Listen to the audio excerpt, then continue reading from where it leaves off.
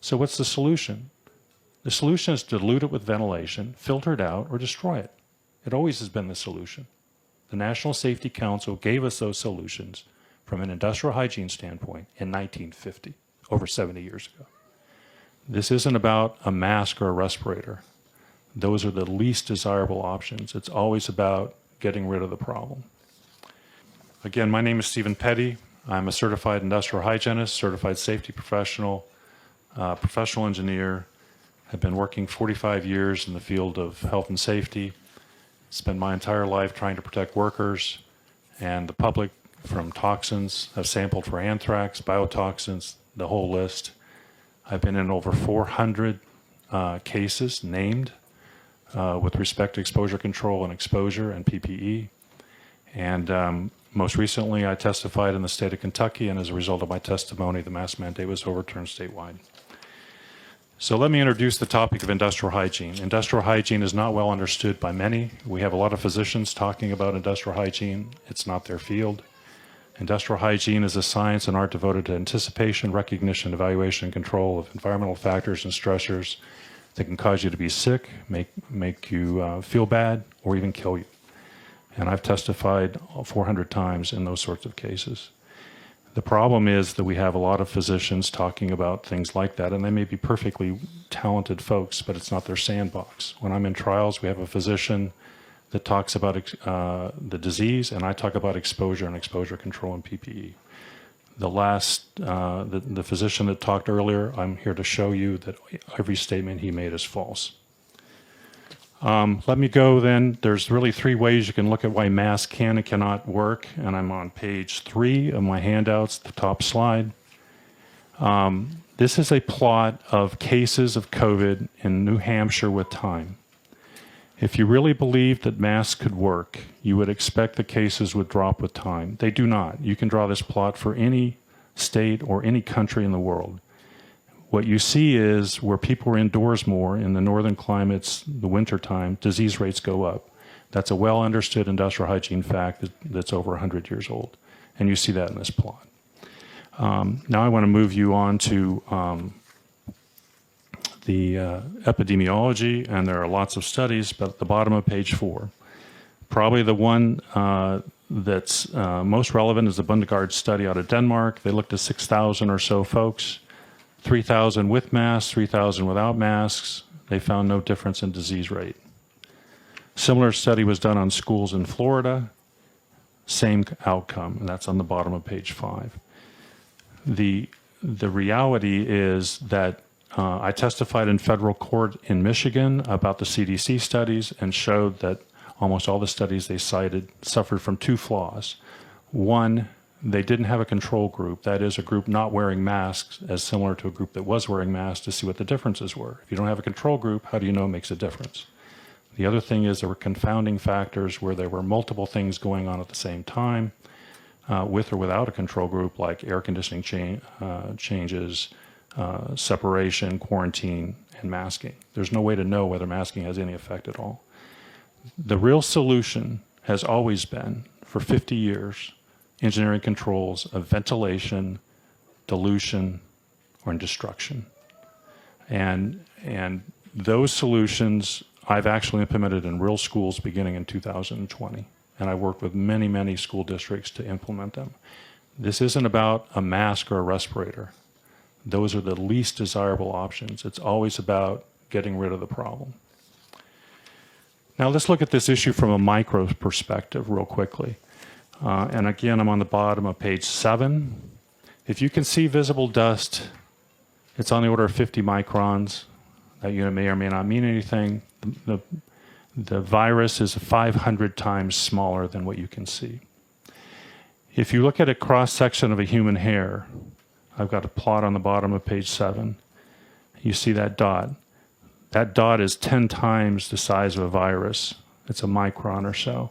So the COVID particle is 1,000 times smaller than the cross-section of human hair. And I ask everybody the simple question. You wear your mask, can you slip a human hair by the side of your mask? Of course you can, especially below the eyes. It's a super freeway for the virus to come and go. This source control argument is bogus. Source control means the person wearing the mask, somehow or other, those viruses can't escape the mask. That's just nonsense. If you've got this super freeway, the virus doesn't care whether it's coming in or going out. A couple of things that need to be talked about real quickly. There's been great disinformation about COVID being a droplet. Now, particles can be classified in two bins, droplets and aerosols. The data I show on page 8 shows that over 99.9% of the particles are aerosols, less than 5 microns. They're not droplets. That's not the problem. The other thing that you see on the bottom is droplets fall to the ground very quickly. So even though they're a very small fraction, they'll fall to the ground on the order of minutes. If you look on the top of page 9, though, and you look at aerosols, it takes up to 50 days for them to fall. So these things are suspended in the air for days and days. So there's no way you have a COVID meter on your chest or your head. The only way that you're going to know if somebody's in aisle 4 and is sick the day before, you have no way of knowing whether that stuff's still there or not. So what's the solution? The solution is to dilute it with ventilation, filter it out, or destroy it. It always has been the solution. The National Safety Council gave us those solutions from an industrial hygiene standpoint in 1950, over 70 years ago.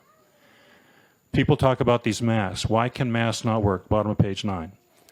The problem is you cannot seal a mask by definition.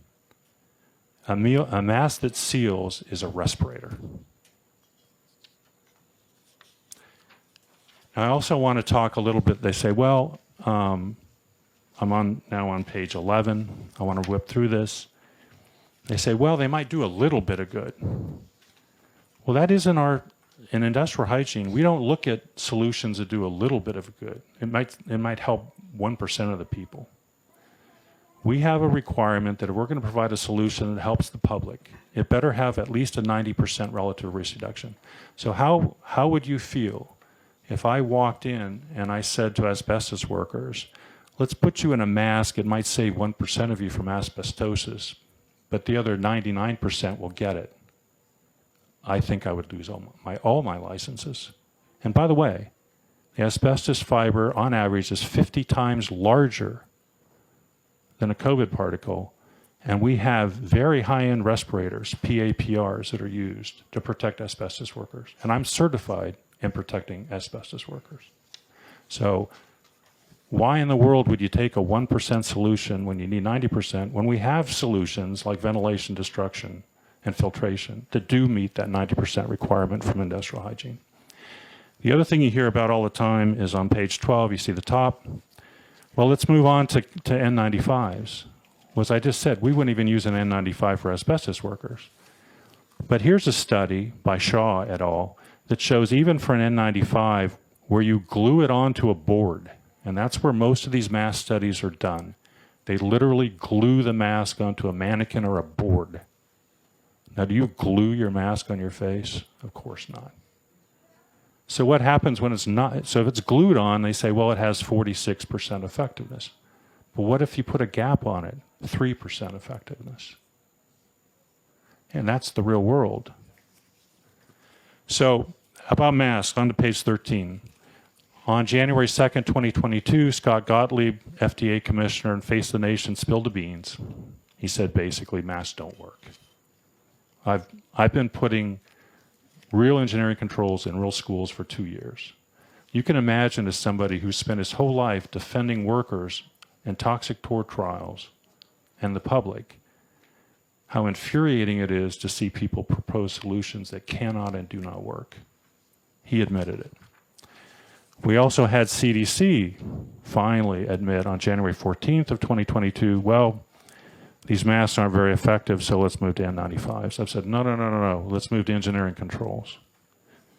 If you follow the CDC guidance, I said, what science changes its position 180 degrees in 2 years? Mask, no mask, mask, no mask. No science does that. The other thing I want to point out is on the bottom of page 15, and I wrote a 27-page letter to CDC in February complaining about this. as well as to Fauci in the White House, along with 8 other industrial hygiene folks. They say, well, we want to put children in N95s, and then they link you to the manufacturers' websites, including 3M. What does 3M say about N95s in children? Not designated to be used by children.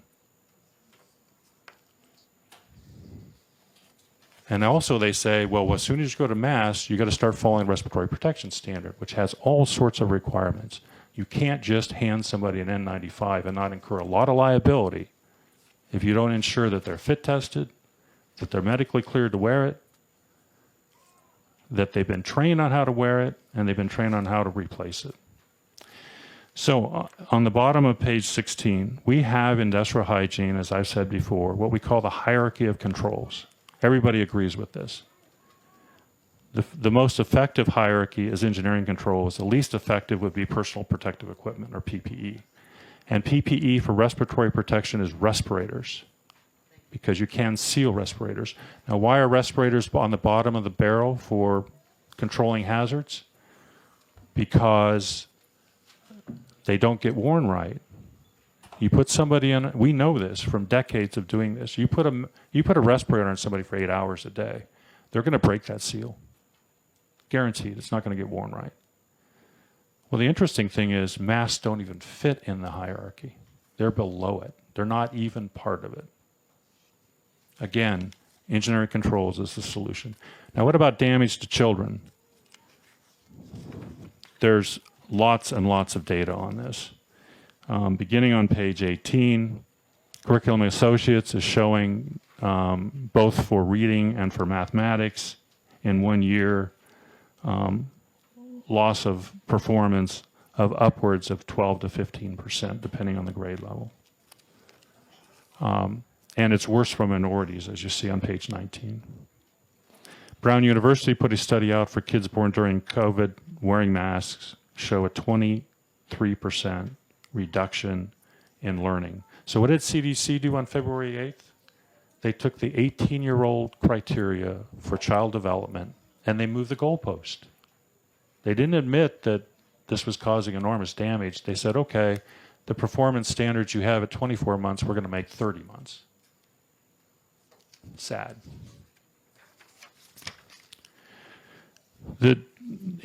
Also, the England Department of Education, I'm on the bottom of 20, noted that 94% of the teachers indicated that wearing face coverings has made communication more difficult, and 59% said much more difficult. Kuzelensky and their co-authors looked at 1,226 papers on masking, distilled it down to 109 qualitative and 49 quantitative, bottom of page 21. And they showed 27 adverse effects they could quantitate, including 5 specifically for children. So what's my answer and conclusion for all of you? Please put this in place. Masks have not ever been and cannot be a solution. Engineering controls of fresh air, filtration, destruction have and always will be the best solutions. We don't have to worry, as the physician said earlier, about some future pandemic, because the right solutions will always be engineering controls. They have been for 80 years. Thank you.